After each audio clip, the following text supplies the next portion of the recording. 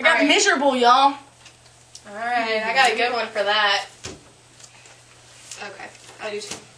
Let's see. Don't forget to replace your wallet, or I'll keep forgetting. Big business? My bank account. That's how it's in. Who put my bank account? Kayla, that's freaking awesome.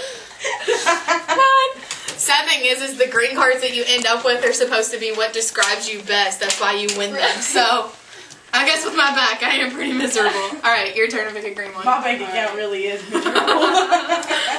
Furious. Furious. I have whipped cream. I'm really tempted to like whipped cream. I got it.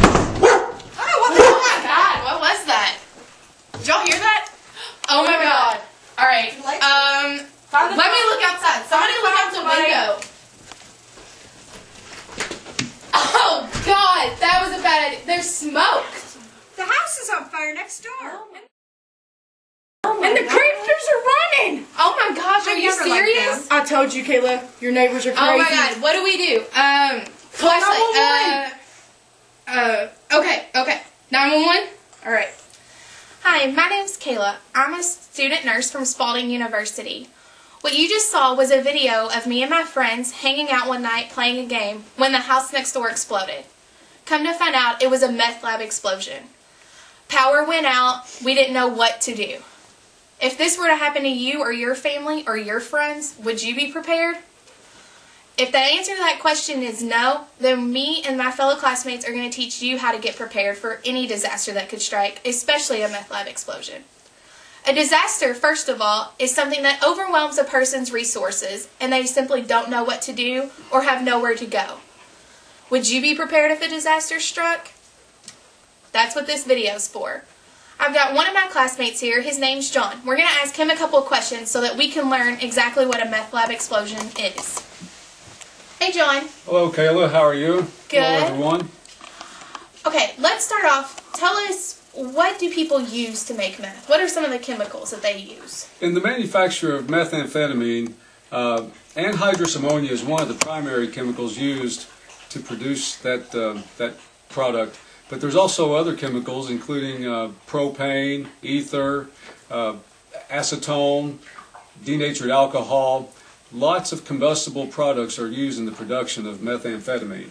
Hence the explosion. So when an explosion happens in a meth lab in a house next door, what does that do to the neighborhood? What happens to all those chemicals? Well, the primary concern during a meth lab explosion is the anhydrous ammonia, because the anhydrous ammonia is a chemical that is heavier than air and it's dense. So when that chemical is exposed to the atmosphere, it doesn't rise or dissipate. It actually falls low to the ground and hovers around the same level where people would breathe that. And the breathing of anhydrous ammonia will cause irritation to the lungs and can lead to suffocation if enough of that is inhaled.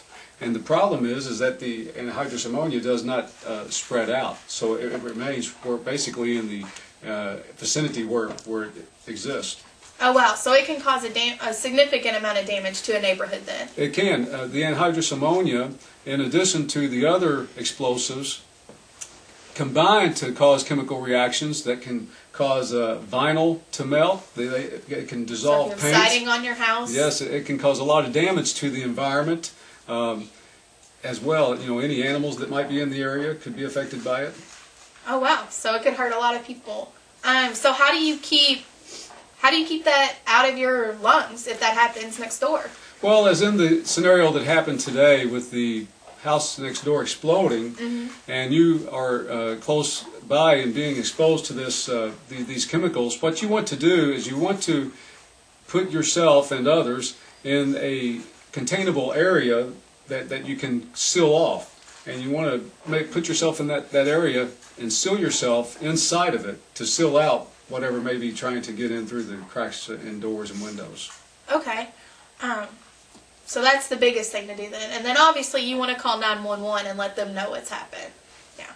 So in the scenario that you saw, we opened the door, there was lots of smoke, bad idea, close the door.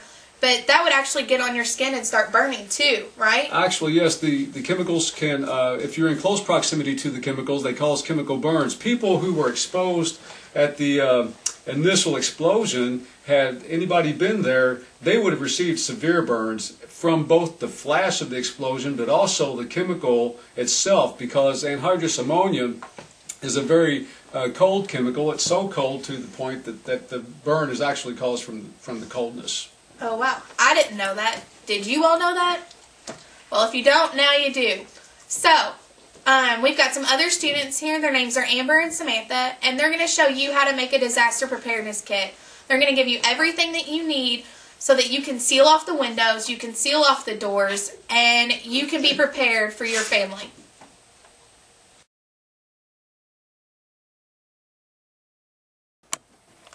Hi, I'm Amber. And I'm Samantha, and we're going to show you how to make a disaster kit for you all at home. First, you want to start off with a tub to store everything in.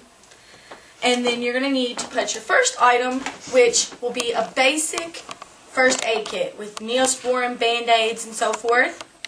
It's the most important item.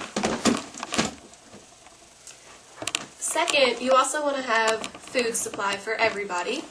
Non-perishable foods are good, and canned goods, but make sure that you rotate those out. These do expire, so make sure that you go through and you rotate your stock and you check it frequently. You can also get pre-made meals that are easy to prepare, and you also want to remember a can opener for all of your supplies.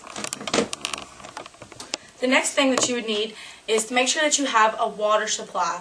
So for every person in your household, you want 1 gallon for every person.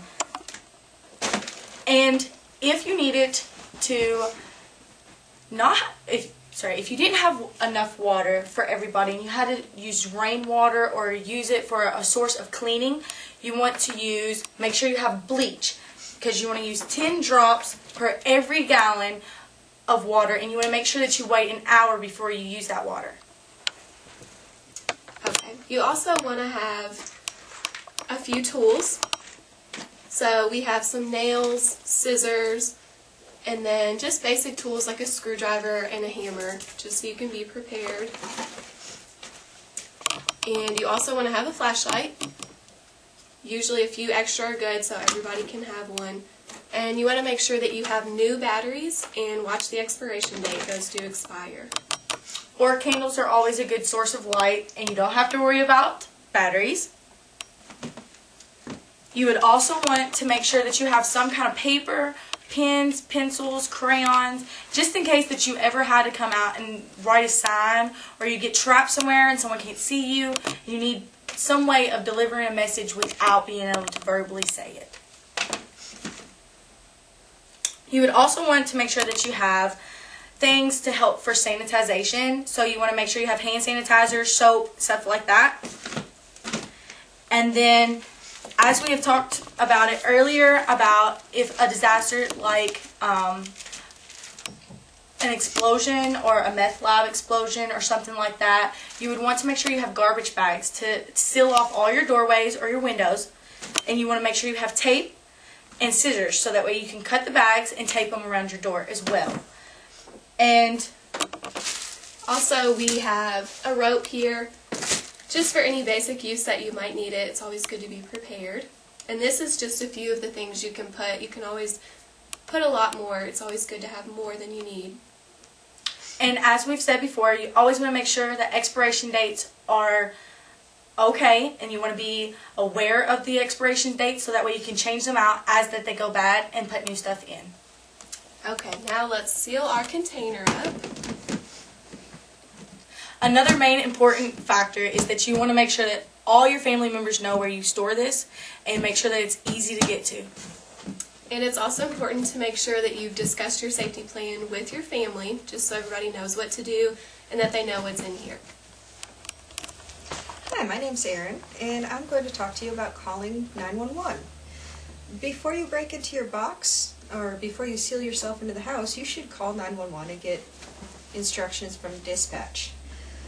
Never assume that someone else has already called emergency services, and even if they have, you may have information that your neighbors or other witnesses do not have that may change the entire flow that the authorities take when assessing the situation. After you call 911, the dispatcher will alert police, fire, EMS, and other services as needed. When the scene is assessed, more disaster services may be contacted. They will be alerted to this situation, a command center may be set up, and hospitals will be prepared to take in the mass casualties resulting from the disaster.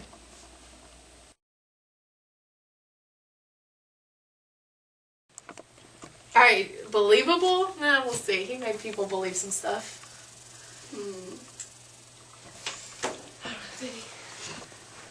Yeah, you can also do like throwaway cards. Like if you don't have anything, just put one down there and then you get a red card and hope for something good. That's what I did.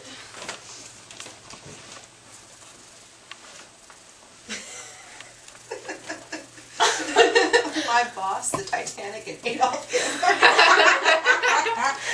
Great disasters. I'll do Adolf Hitler. That's me! That's me! They're not getting up. Oh my god, what was that? What just happened? Let me get my phone. Hold on, somebody go look out the window, see what happened. I'm gonna get flashlights. We got a disaster kit, so. Alright. What in the world? The house next door is on fire. What? Those creatures are running! What's on fire? That cloud. Holy crap. Alright, I'm about to here's call 911. flashlights. Yeah, you I'm about to call 911. 911. Oh my gosh, there's a cloud out there. That doesn't look like smoke. You need. Alright, I'm sealing the doors off. We got trash bags and tape and scissors. Alright. Yes, we have an emergency. The next door neighbors, I think their house just blew up. Alright, I'm sealing the doors off, guys. There's a big cloud of smoke outside. Alright, we should be safe. We need to move to our safe room. Let's go.